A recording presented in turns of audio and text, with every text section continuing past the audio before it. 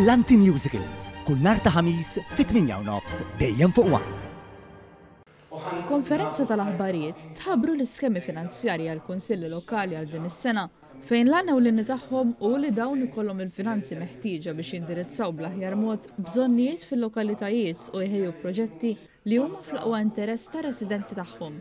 L-iskemi ta' finanzjament għall-Kunsilli Lokali għal din is-sena jinkludu dik għall-attivitajiet kulturali, favur aktar indafa, għal manutenzjoni u s-sosten ta' proġetti infrastrutturali maġġuri li jsiru mill-Gvern, għall-iżvilupp ta' ġonna komunitari u favur komunitajiet aktar b'saħħithom u inklusivi fost l-oħrajn. Din is-sena qed tiġġedded ukoll l-iskema finanzjarja tar-Reġjun Kulturali għas-sena 2025 b'finanzjament ta' 250,000 euro u l-ingaġġ ta' 37 ħaddiem mal-kunsilli taħt l-iskema Community Inclusive Employment Scheme b'finanzjament ta' madwar 350,000 euro u l-ingaġġ ta' 8 Animal Steward Officers li se jerġa' jiġġedded ukoll bl-investiment ta' 106,000 euro. Is-Segretarju Parlamentari għall-Gvern Lokali Ellison Serafo Civelli qalet li dawn l-iskemi finanzjarji huma eżempju ieħor ta' kemm dan il-Gvern baqa' ta' spalla għall-kunsilli. Il-Gvern jibqa' jkun ta' sosten għall-kunsilli lokali għax jemmen bisħieħ fil-potenzjal tagħhom.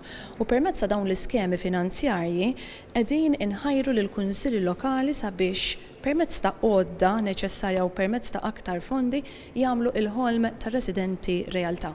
Civelli ħeġġet ukoll il-kunsilli lokali biex jagħmlu użu minn dawn il-fondi addizzjonali. Għandna ħafna eżempji ta' proġetti magħmula mill-kunsilli lokali fejn servew ukoll ta' ispirazzjoni għall Gvern ċentrali. Għaldaqstant inħeġġeġ issa li l-kunsilli lokali jagħmlu użu tajjeb minn dawn il-fondi addizzjonali sabiex ikunu ir-residenti li jgawdu minn proġetti diversi madwar Malta u Għawdex.